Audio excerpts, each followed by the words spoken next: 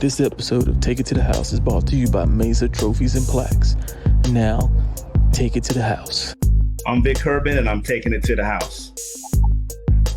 I'm Tim Hoover, and I'm with him. I'm with Vic. We're going to take it to the house.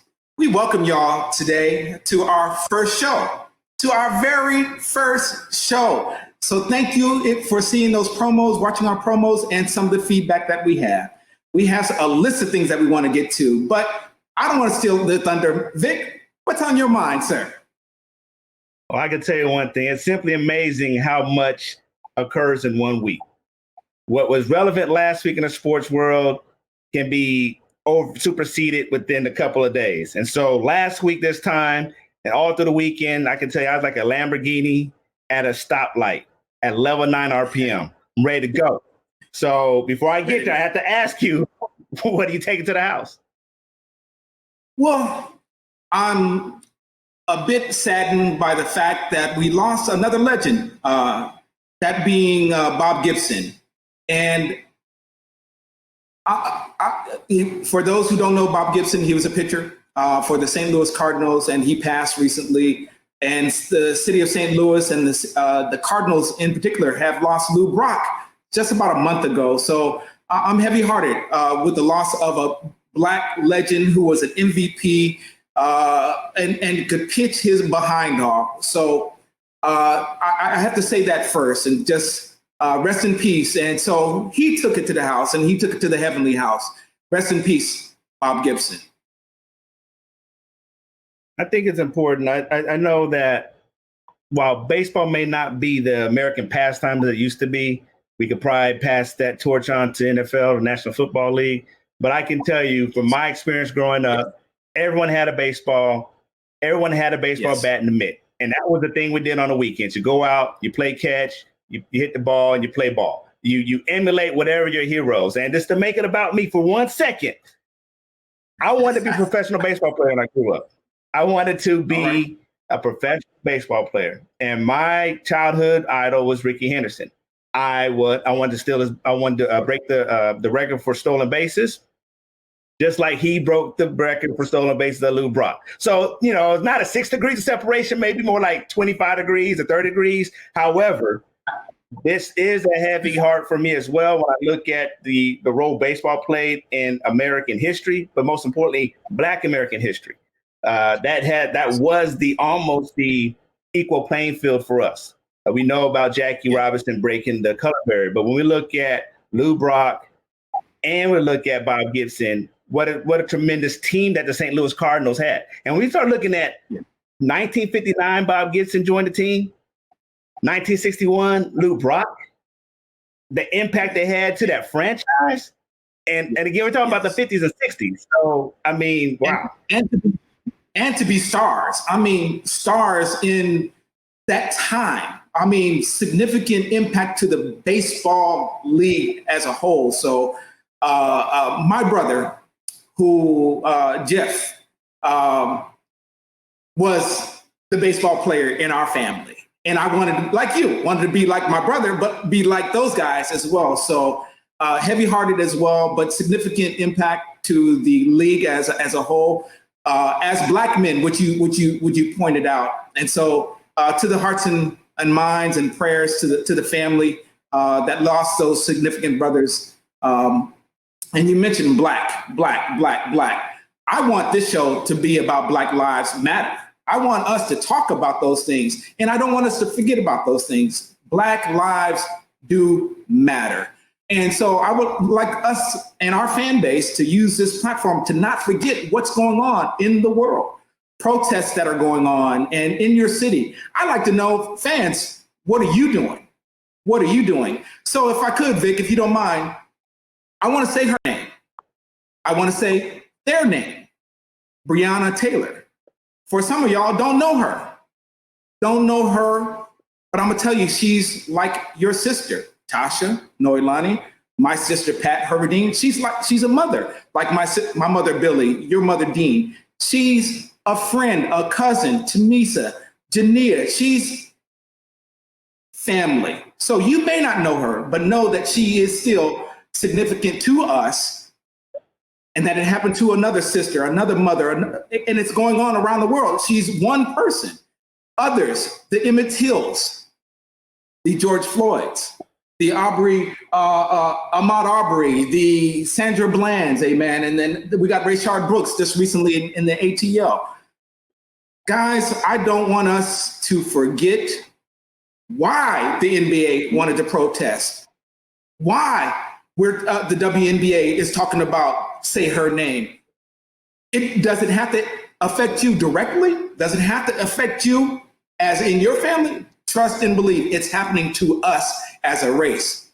So Vic, I wanted to, what your thoughts, and I know you had some takes on Black Lives Matters, and I just wanted to share, if you would, with me, with our fan base on your thoughts on the Black Lives Matter. Thanks for asking. I think it's very important to state off the bat. I was watching some old clips the other day, and I came across Mike Tyson, and he was getting interviewed, and he told the reporter, now this is when he was in his raw state. I mean, meat eating, raw, rare, eating flesh, all kind of this carnivorous, this mean and scary guy. And he's getting interviewed, and the guy, he comes on with a bad attitude. And the guy's like, well, Mike, what's going on? He said, look, if you don't like it, turn your station. It's like, whoa, if you don't like it, turn your station. I say that to say, not everyone's going to like what we talk about on this show. And this show may not be for everybody, but I think it's very important to start talking about Black Lives Matter. This is something that we do hold very true to our heart, very true to our mind and our body and our soul. And it's important that we do address that. So to our fans that are there and the fans who are staying, hey, this is for you. If you don't like what we're talking about, turn your station. You know, I'm reminded what Laura Ingraham said a couple years ago to LeBron James. Shut up and dribble. Wow, really? We just talked about Bob Gibson and we just talked about Lou Brock. That there were times when they may be setting franchise records for the St. Louis Cardinals. That same night, they have to travel to somewhere in the South, Jim Crow South, we're all talking about the 50s and 60s, where they couldn't even go to the same restaurants with their teammates. They couldn't even go to the same hotel. They couldn't even enter the same door. So when we start talking about Black Lives Matter, it may sound like some cliche in 2020, but this is something that has occurred for hundreds of years. And so I think it's very important as America starts to embrace that it's not a political movement, it's a social movement. Yes, Black Lives Matter. And I spoke about it last week. It's very important that people make the issue the issue. It's not about athletes kneeling because of the flag and kneeling to protest the American soldiers. Again, I was American soldier. Yeah, that's exactly right. Because you told our audience you're a veteran. You know about patriotism. Yeah. You know about service. Yeah. 20 years, United States Army, Lieutenant Colonel, retired, 3 trips to the combat zone of Iraq. 2003 and 2004, 2005, 2006, 2009, 2010. I left my kids. I left my wife. That sacrifice I did for my country. We take an oath to defend the Constitution of the United States against all enemies, foreign and domestic, as a soldier, as an airman, as a Marine, as a Coast Guard, as a sailor. Not I support and defend the president, not I support and defend a political party, not I support and defend the Congress. It's the Constitution of the United States against all enemies, foreign and domestic. That Constitution bears certain rights. Right to free speech, right to protest, Fourth Amendment right for search and seizures. 14th Amendment right talks about being equally treated underneath the law. So when we start talking about, oh, don't kneel because it's disrespectful to the soldier. I am the soldier. My job was to perform my duty in combat to defend these rights. So does kneeling upset me? No. That honors me because I know that was what I had to fight for your rights to express yourself. Now, there's only 1% American people even qualified to even serve in the United States military. So there's very select people who can speak on behalf of the soldier, sailor, airman, Marine, and Coast Guard. So I will take that privilege at this time to say, hey, look, if you want to kneel, if you want to stand, whatever you want to do to express your amendment rights that I fought for, that some of my friends died for, then so be it, do that. But now if you're asking me as a veteran, will I kneel? No, I will always stand because that's me as a soldier, as a past soldier. So when we start talking about Black Lives Matter, it's important to understand that not everyone has those same rights. I want to feel comfortable driving my car that may look very nice in a very nice area because I probably live there. But even if I don't live there, does it cause somebody to call the police on me because they don't think I belong? And the unfortunate thing happen, I get arrested or I get shot.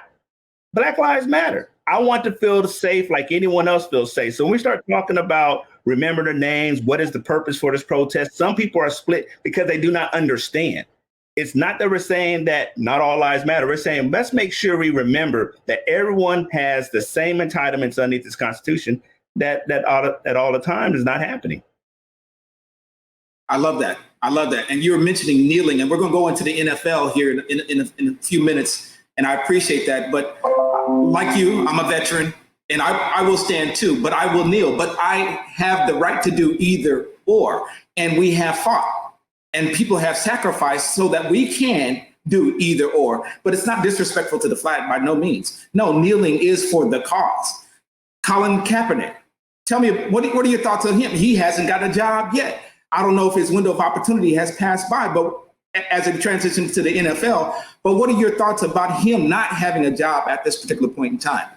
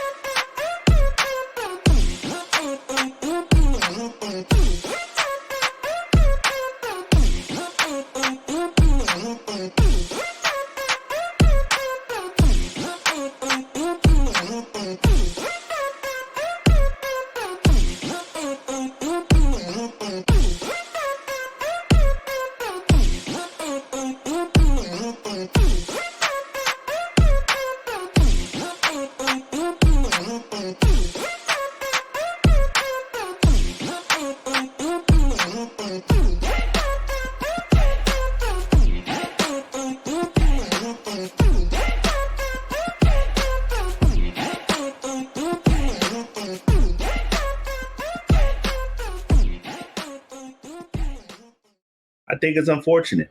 If you watched that game last week, that which we will get to later, Cam Newton he could not play in the game on Monday night. So you had Brian Hoyer, who couldn't even finish the whole game. Then you had Stidham that couldn't finish and perform. You're telling me Colin Kaepernick would not have been a great number 2 or 3? You're telling me the last couple Thursday night games that had raggedy games that Colin Kaepernick could not play in one of those games? So it's unfortunate that even Roger Goodell came out and spoke on his behalf earlier this summer saying we apologize. Okay, apologize now, show us some action. Give the guy an opportunity. If he doesn't make the team, got it. But he's a lot better than at least 30 other players in this doggone league, and I think it's unfair. Yeah. Unfair. I agree 100% with you, and he should be on the squad right now. Please Google Colin Kaepernick. For those of you who don't know what's going on and what we're talking about, please Google Colin Kaepernick. He was one of the first to kneel. One of the first, and we're talking about 4 or 5 years ago when he started kneeling. And the league want to decide now, even this year, to say we apologize, we handled it wrong. No, too late, partner, too late. Miss me with that. However, you can make up for it though. You can make up for it. And so I want to see what the NFL will do on his behalf. Honor him, and my NFL brethren, honor him. Black lives do matter. We're talking about the NFL. And one of our things we wanted to talk about was just COVID. And many people, I don't know if our fan base had heard of these soft tissue injuries. You talked about Cam Newton coming down with COVID. And so it impacted his team and his ability to perform. So this pandemic has affected one of the things we love, which is the NFL. The NFL couldn't have a preseason. They couldn't have a training camp. Matter of fact, facilities couldn't even open. So what happened was these 200-pound, 300-pound men couldn't get the work and conditioning that they normally could have. So when you hear about these soft tissue injuries, we're talking about injuries on a grand scale that you would not have normally. We're talking about, you're going to have the bone-crushing fractures of a tibia, ankle fracture. But when they're talking about soft tissue, they're talking about ligamentous injuries, strains and sprains of muscle tissue. And so we're talking about ACLs. We're talking about PCLs. We're talking about Achilles tendon. We're talking about some of these things would end a career years ago. So I have to ask the question to the NFL, to you, is, are we concerned about player safety? I'm a fan. I wanted sports, but at what sacrifice? Players, at what sacrifice? Because, you're young now, but at 40, 50 years old, you start rolling out the bed. You have to think about it. You can't just hop up like you used to. So some of these injuries now lead to orthotic changes or arthritic changes, of the joint later on in life.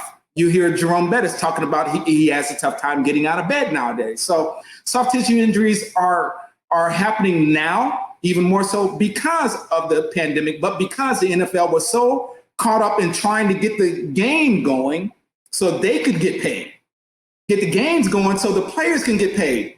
But they haven't thought about the players, to me, in depth enough. And lastly, they haven't thought about me as a fan. Because when I have a replacement out there playing ball, you're not giving me the best product. So I'm paying high dollar. When I go to the store, I want the best product that my money can buy. My money, I'm getting second string, third string. We're going down to the 53-man roster. So you can put something on TV so corporate can be happy. The NFL can be happy, a billion-dollar industry. But I'm a fan who's a little bit smarter than the average bear. And you're giving me BS right now. You're giving me BS. So my take is COVID, it's wreaked havoc. And I know jobs have to be had. The NFL is a job. It's an industry. It's a money-making industry. But I would rather have the best quality, and this is not the best quality right now. Your thoughts, sir? Yeah, I agree. I start thinking about the last 4 weeks of Thursdays have been probably the most horrible football that I've been able to watch. In fact, I'm such a diehard fan, I normally just watch the full 60 minutes, regardless of the teams playing. The last couple weeks, I couldn't do it. I don't know if it's because they didn't have the preseason. I don't know because they're rushing the product out there. But right now, it's a hot mess. And I'm not one to sing. I'm not, my dad can sing, my wife can sing, my son and daughter can sing. I can't sing. But what I can do, I can hum a tune. And the tune I got for the NFL is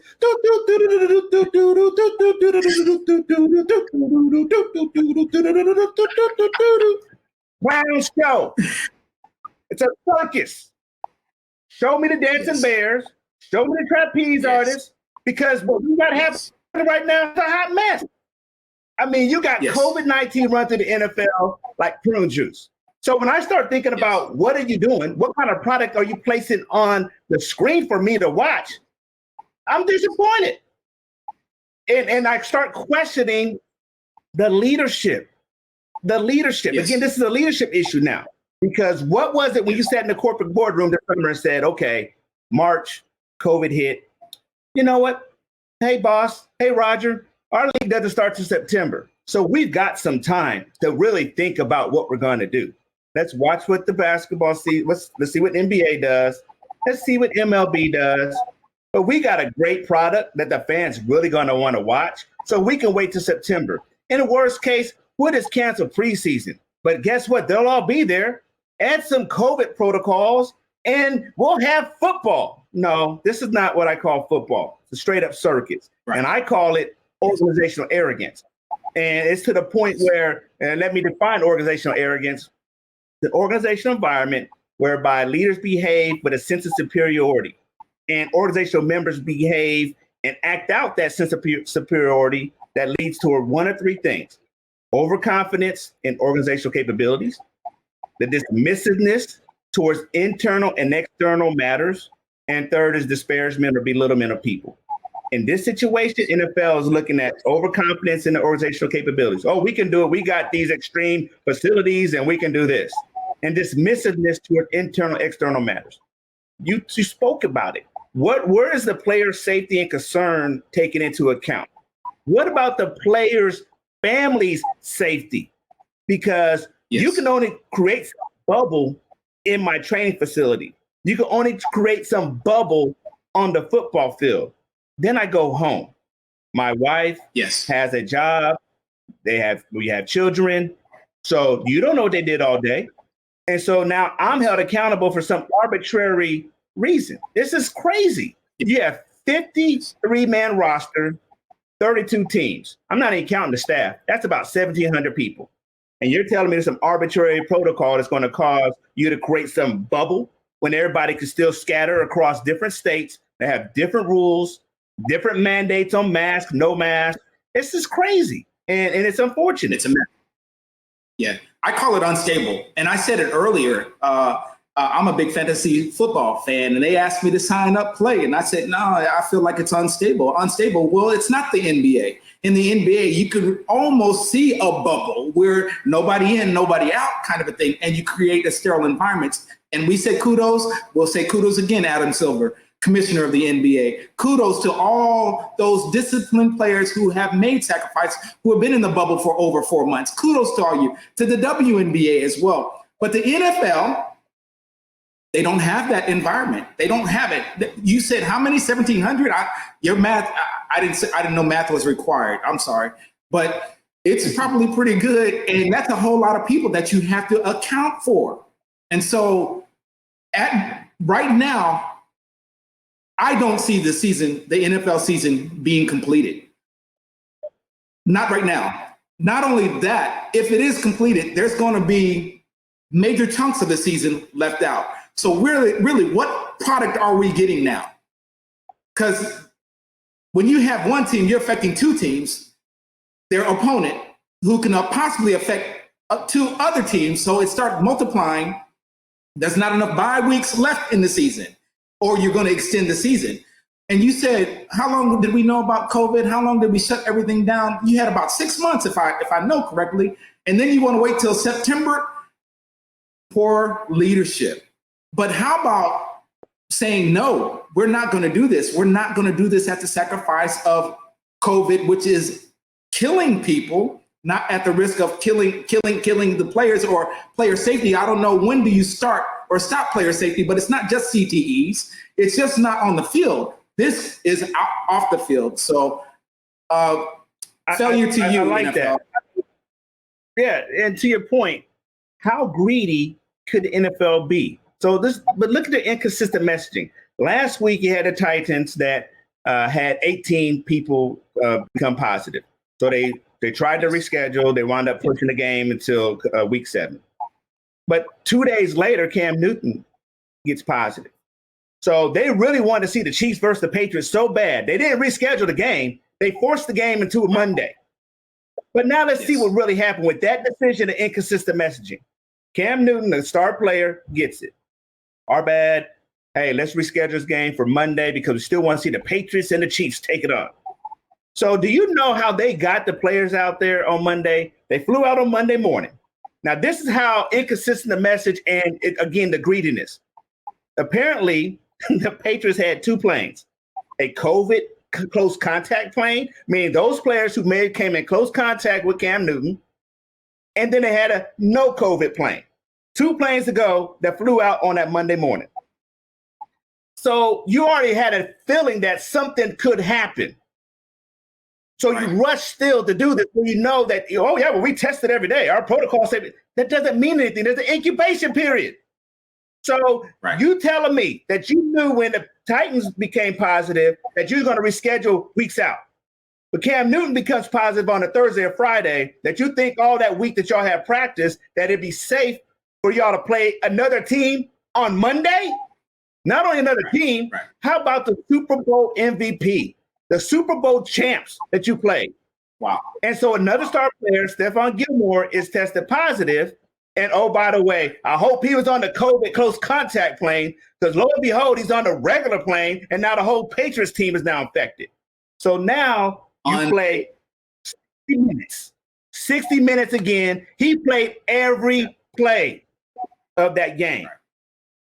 And at the end, they even show clips of him giving props to Mahomes, all in his face. Yeah. So what did we just do there, NFL? Again, I question the leadership, and this is a lesson in moral courage. We've all been in boardrooms. We've all been in a place of work where the boss is saying all these great ideas or even not so great ideas, and everybody's around the table. Yes, sir. Sounds great. That's good.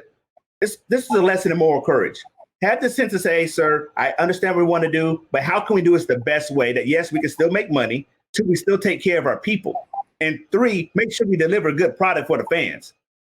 I would have been okay if they said, we'll do a truncated season. Baseball did it and did just fine. Hey, we may not do 17 weeks of football this year. Let's do 12 weeks. And we'll do 4 weeks at a time.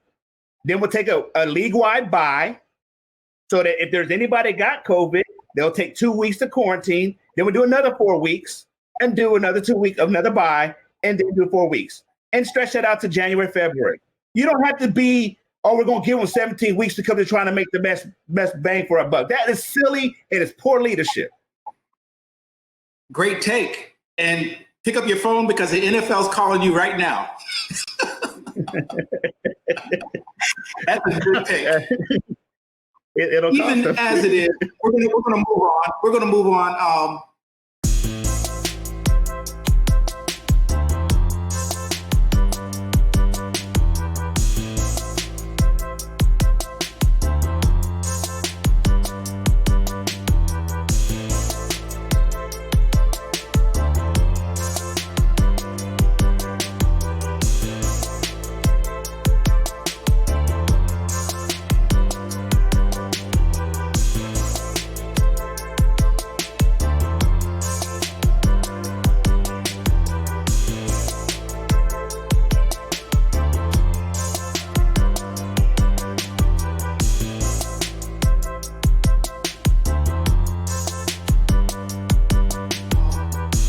Who's your NFL MVP, though?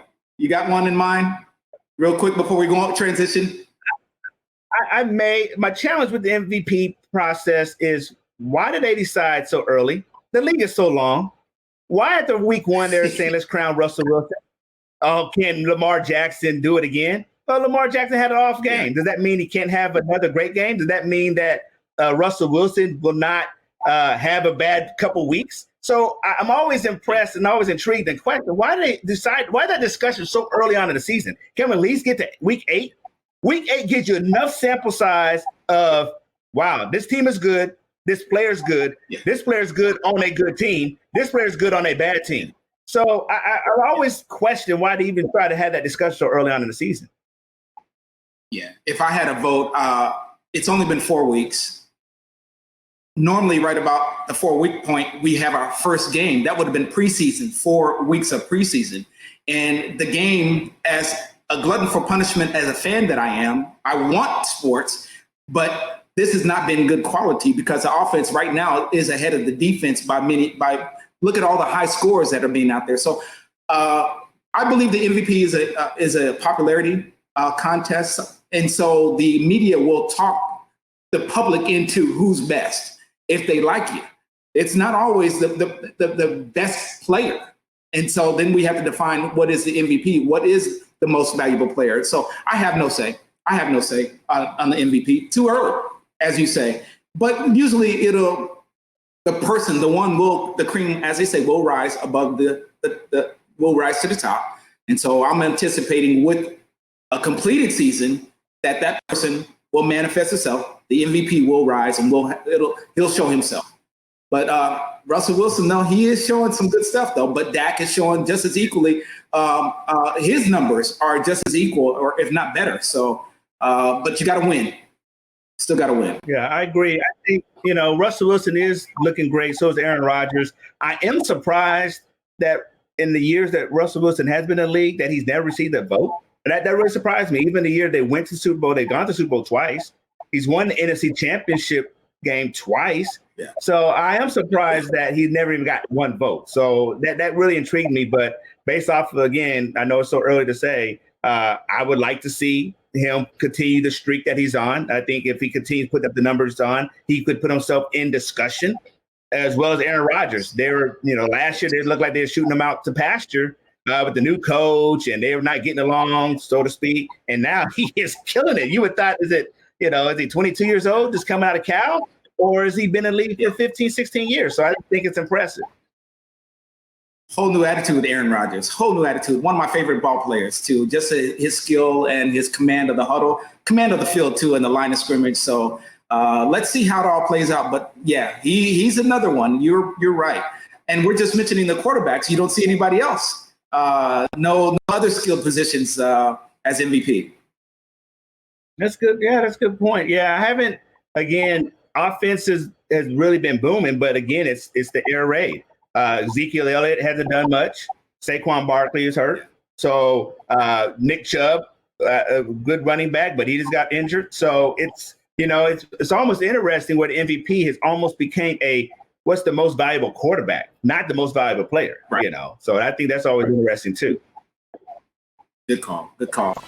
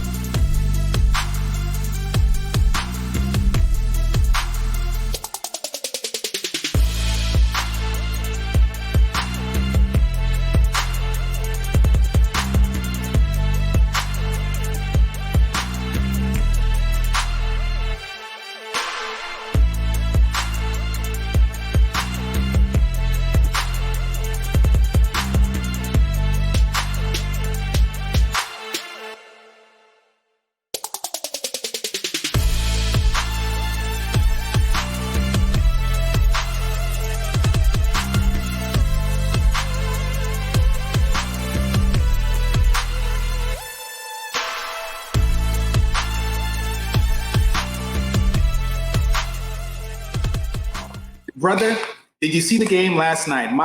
The game we're talking about, y'all should know we're Laker fans. And so our Lakers are in the finals. They're playing against Miami, and it's a 3-1 series right now with the Lakers being up 3-1. And we wanted to just share with y'all, maybe even crow a little bit on where our Lakers are right now. We're very satisfied. We were hoping so much that it had been, in particular, I'm not speaking for Vic, that it would have been a 4-game sweep, and I would have come in with all my Laker attire, but the Lakers embarrassed me the other day. But in that embarrassment, I know we had talked about that loss, how significant that loss was to possibly the MVP voting. And so most people, most fans, let's call it the average fan, know about the stars being AD, LeBron. And we're talking about the popularity vote. Everybody was ready to crown LeBron. But in this series in particular, AD has stepped up his game. He was on the New Orleans Pelicans, and he really was usually injured or hurt by this time and really never stepped his game up for the postseason. But now he's playing alongside LeBron. And so I would like your take on one, the series, two, the NBA Finals MVP in your opinion, and I got some opinions as well, and the series in general. What are your thoughts? I really thought, well, off the bat, I called 5 games. I really thought we would go 5 games, we'd win it. I never thought that the games would ever be to the point where the series would be tied like 1-1 or anything like that, or us behind. But as the series started, and of course, because of the injuries, I did believe then that we could sweep. So I was definitely surprised in our performance in Game 4. Totally surprised. And AD didn't show up. Look, if you're in look, LeBron has been feeding you. LeBron is trying to pass the torch. He's doing an outstanding job from a leadership perspective, saying, okay, this is my mentee. He's going to be the second coming. Got it. He was setting up records the first 2 nights of the finals. Great. Then you come out there for that last game, Game 4, and you blow it. Okay, so you got early foul trouble. That's okay. Look, I'm from the old school. Hey, you go in all the way. You're gonna suck bad 100%. You're gonna do great, be great 100%. You get 2 fouls and start playing passively. Look, he should have went out with 6 fouls and 19 points, 6 fouls and 10 points. I don't care. Use up all your fouls. If your head's not in the game, then bring it. Whatever you got. But come on, man. Don't give me Rudy Poo. Hey, A or an F. Don't come out there half-stepping, bruh. You could have sat your butt on the bench for the rest of the game if you won't give me 2 fouls and 10 points. So I think he lost the MVP that night. He is winning it, I think, the first couple nights. But then he come out with that lackluster performance. I was like, man, come on. And I could see where LeBron's like, come on, dude. This is all you. Let's go. And the classic LeBron, okay, I'll take over the game. But, hey, Jimmy Buckets, he was on one that night. I dare him to do a triple-double with 40 points. I dare him. He did it. And I will not take away his game. But come on, man. Come on, man. You know, if we would have showed up like we're supposed to show up, we would have swept. But yes. I'm not taking away from the Heat. They came to win. They're playing the game to win. I'm not scared of you. I'm not supposed to be here. So what? You have more to lose than me. That's what they would tell Los Angeles Lakers. And they showed it that night. I think you would respect the leadership organization of the Miami Heat with Pat Riley, Mickey Aronson, and then the coach Eric Spoelstra, how they have melded this team together. Jimmy wasn't with this team last year, and then they got a couple of rookies that are playing with them. So they're bringing really their best, and their margin for error is very small. But I have learned to respect them because I really didn't know enough about them, their being in the East. And as much basketball as I see, I have gained a healthy respect for the Miami Heat as they're playing because they're taking every punch that the Lakers put on them. They should have been swept. If both teams are playing to their level of capabilities, they should have been swept. But there's that heart of the Miami Heat. So I kudos to Eric Spoelstra, Pat Riley, and the ownership group over there, their leadership in assembling fighters. And if you look at Jimmy Butler, everybody seemingly has taken on his personality, but it's not his personality. People don't know about Pat Riley. That's Pat Riley's personality. Scrappers, all scrappers. You look at them from the first 5 to the end of the bench, to the 12th man, all scrappers, and they give you everything that they got. So much respect to the Miami Heat. Lakers, I think the Lakers came in confident, and I think they came in overconfident, and that's what lost that game. You can't come in nonchalant, especially when you don't know the fight that's in that dog. And so, yeah, you lost, and it was a wake-up call. And then last night's game was too close for me as a fan. But the other side of me, the casual fan would say, man, this is a great NBA contest because it's the David and Goliath. Goliath won last night, but David did not quit. David kept slinging his slingshot. So I love this series because I'm up 3-1. I wouldn't be as comfortable if it was 2-2 or if I was losing the series. But bear in mind, fans, those who are watching right now, we have been dry.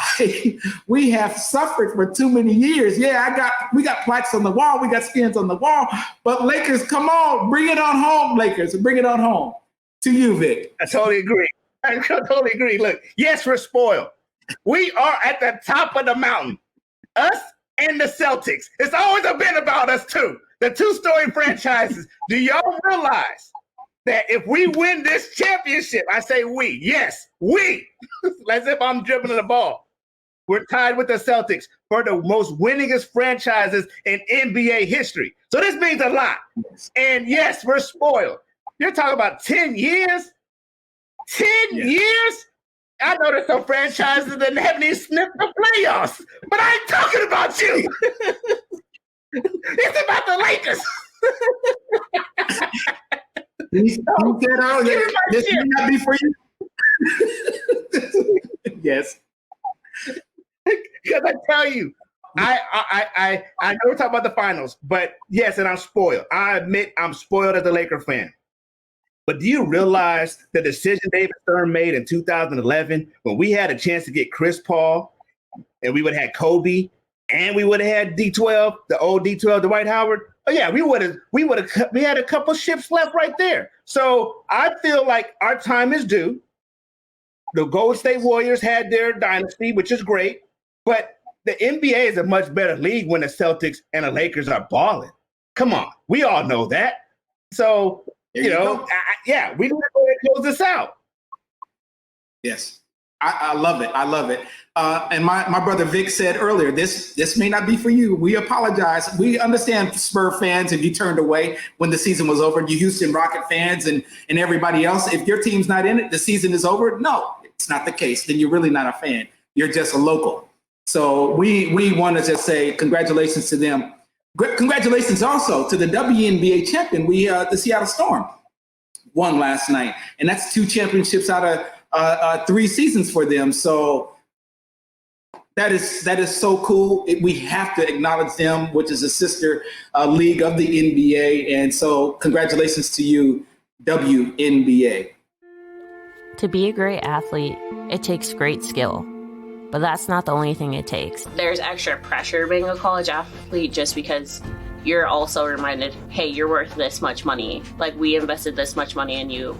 You need to perform and do everything right because you also make our income and stuff like that. Like, we make our livelihood off of you. We started doing field laps, and then I got pushed and tripped on one field lap, and we're pretty sure I hit my head.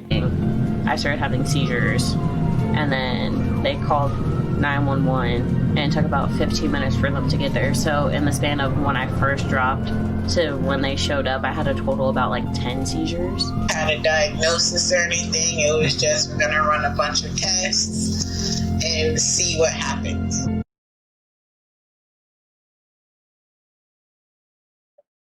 But we were talking earlier about LeBron, and I know there's some Kobe fans out there, Kobe apologists. There's some LeBron apologists. His legacy is at stake here. And then on top of that, he's with a storied team, the Lakers.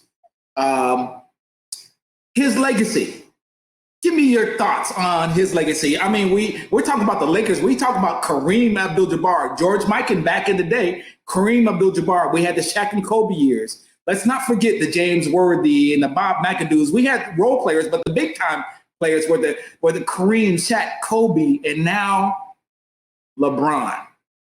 Not just as a Laker, though, what he did with Cleveland, what he did with Miami. Okay, we're talking about nobody has ever won 3 championships with 3 different organizations, and possibly, getting back to our earlier conversation, to be finals MVP for 3 different.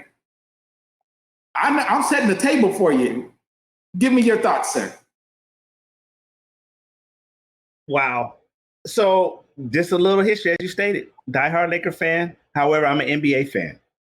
I grew up with the 80s basketball. So the tail end of Kareem, passing the torch to Magic, who passed the torch to MJ, who passed the torch to Kobe, and now pseudo LeBron James. Because as the 80s and 90s basketball fan, I was always an MJ. I was an MJ guy. I wasn't even a Kobe guy. You know, and truth be told, I'm not a Kobe guy or Shaq guy. I'm a Laker fan. So when they started talking about the king, I thought that's disrespectful to Michael Jordan. One, you haven't even played a game in the league, and yet you're the self-professed king. Sit down, boy, and get in line behind Kobe. You ain't did nothing yet. So I had a little angst, and I felt he didn't do anything bad. He has been a model person off the court, a great leader on the court. They tried to make him, the media and everyone tried to make him something he wasn't. Whoa, he should be shooting a shot. Well, as I look at his body of work, it's not about him shooting a shot. He knows he's the best player on the field, on the court. He's a facilitator. He's finding the right play. For him to do what he did last night in the game, yeah, he could have drove it to the hoop, but no, he found KCP in the corner. And the first time KCP missed a shot, he came right back down and gave it back to him again. It's yours. Boom, shot it. 3-point made. So I have to look now at his body of work when we start talking about his legacy in a totally different aspect that Jordan didn't do, Kobe didn't do. I mean, you're talking about 3 championships, the 3 teams resurrected the Cleveland Cavaliers, not just the team, but the city. And then you go to Miami and help resurrect them. And then you come to my Lakers. Yeah, I was kind of suspect. Oh, you coming here at the end of your reign in NBA. You're trying to come over here just to retire at the sunset. You're not trying to do anything. So I was suspect. But I said, you're going to come put on the purple and gold. I'm going to root for you because you're doing something for my team. So when I look at his legacy, you have to be a pretty good player to have 10 championships, to go to 10 championship games. So you won 3 or 4. You had to be a pretty good. So when I look at his legacy, now he's redefining what is a championship caliber player, a Hall of Fame player. And I'm looking at leadership. Every one of those teams he's gone to, he's made an impact. When we look at our organizational environments at work, you want someone on your team, you want someone you work for, or someone who works for you who's going to make an impact, not just for you, but the rest of the team. If you have someone or you go to an organization, you make the team better and then you leave, dang. So everything he's done, he's made it better. I can't say that Kobe's made other people better per se, or Michael Jordan. We saw The Last Dance, but I could say what LeBron has done to his franchises he's touched. We're just talking about the Miami Heat, who has the DNA now of winning. Not from when Shaq and Dwayne Wade did it, but when LBJ got there with Dwayne Wade and Chris Bosh. He really helped redefine, and he embodied what Pat Riley wanted. So when I start looking at his legacy from a leader, he's a transformational leader. He has been able to inspire, motivate, a level of influence, and stimulate his team and his teams and franchises to become something that they weren't or had not seen for some time. So his legacy, I think, is cemented. And not only that, the other knock I had on him, he's coming out the East. And the East is whack. When has the East been relevant? We already know the de facto NBA Finals has always been the Western Conference championship game. Look, he gentlemanly swept the whole Western Conference through a bubble. I got to give him his props. I want those who are not LeBron fans to think about his legacy in a different way, or his impact on those teams. When he left Cleveland to go to Miami, what he did to Cleveland, he left a nuclear crater in Cleveland. When he left Miami to go back to Cleveland, Miami was mired in ineptitude. They really were a nothing. They have been rebuilt since then, but what his impact was to each of those organizations after he left was significant. So he was that huge. And really, oftentimes, yeah, I know he had Kyrie and I know he had K-Love in Cleveland. I know he had D-Wade and I know he had Chris Bosh in Miami. Yet what happens when he leaves? When he leaves. So we can't really have that argument about Kobe because Kobe never left. Kobe was a lifelong Laker. But if you want to compare him to everybody's number one, Mount Rushmore number one being Michael Jordan, when Michael Jordan decided to go play baseball, the Chicago Bulls were still relevant. They went to the playoffs. They were still relevant. It was only in 98 or The Last Dance, I believe it was 98, when they all broke up that they had their downward spiral. But when Michael Jordan decided to go play baseball, the Chicago Bulls were still relevant. I would say that the impact that LeBron has on his teams was greater on his teams than Jordan. And I'm going to tell my fans and those that are listening right now, I was not a LeBron fan. You could not be a Kobe guy and a LeBron guy in my mind. This is my opinion. But he has made me, LeBron has made me respect him.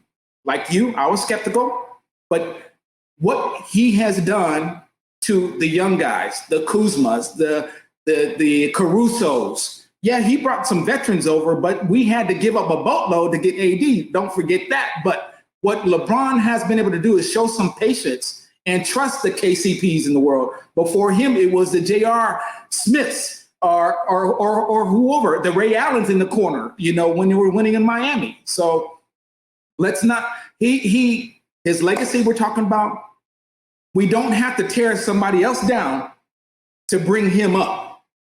No, his legacy is that we don't have to bring Michael down to bring LeBron up. We don't have to bring Kobe down to bring LeBron up. LeBron stands all by himself. Kobe stands all by himself. It's for us in the barbershop. We want to talk about our favorites and who's best. I don't have to do that no more. I'm going to appreciate LeBron, and I wish you would appreciate LeBron while we have him. Because I'm certain that most of us didn't appreciate the Larry Birds if he wasn't on your team, or the Manu Ginobilis or the Tim Duncans, or whoever was not on your team. No, appreciate LeBron or your favorite player, whoever he may be, but you don't have to tear someone down to lift another up. You don't have to do that. Greatness is defined by what he does on the court. And in LeBron's case, you can add in what he's doing off the court, in the community, and whatever community he's in. And we can list the list is long, from even creating a new school, what he's doing for prior convicts in Florida and trying to get them to vote. My goodness, the list is long, but LeBron's legacy is not, as a basketball player, Hall of Famer for certain, but you don't have to tear somebody else down to lift them up. LeBron is going to be remembered always as one of the finest that ever laced him up. I like that. I like the other piece where let's look at his legacy also off the court.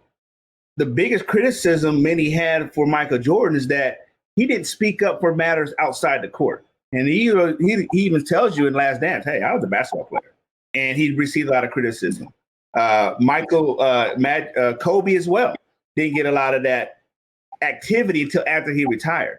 So for LeBron's legacy to extend outside the court, again, admirable, because he's also been responsible for ushering some of this purpose to vote, ushering the purpose in, as you stated, about looking at the rights for felons, ex-felons. So I think that when we look at his legacy, I agree, we shouldn't have to tear someone to put somebody up. He stands alone, but what he's done, and I have become a follower, maybe because he's on a Lakers team. But I do have to respect him as an NBA fan, what he's done. And again, as an NBA fan, knowing that the Western Conference has been the strongest conference for the last decade, that what he's done, he's gained my respect. Yes. I just, great show. I love your takes. I appreciate our fans, the Denise Lewises, the Anita Backstroms, the Janices who, Anita, we will have a talk show where we have some questions at some point in time, but hit us up on our Facebook, hit us up on our Twitter account, and continue to write in and ask questions. If you're listening to right now, please let us know what is hot for you. What is it you want us to discuss? But as we grow as a taking it to the house, and as a couple, he and I, that's my boy right there. And Steve, thank you. As we continue to grow, we will want to know what it is that has either something that you want us to take to the house or something that you are so passionate about. Tell us about your team. Tell us about what you're doing in your community with Black Lives Matter. Tell us what's going on in your community with Black Lives Matter. And if you want to make a significant impact, voting, voting, voting. 27 days, you can make a difference. So please get out there and vote. I agree with that. We're taking it to the house. Hit us on our Twitter, hashtag taking to the house. We'll see you next week. I'm out.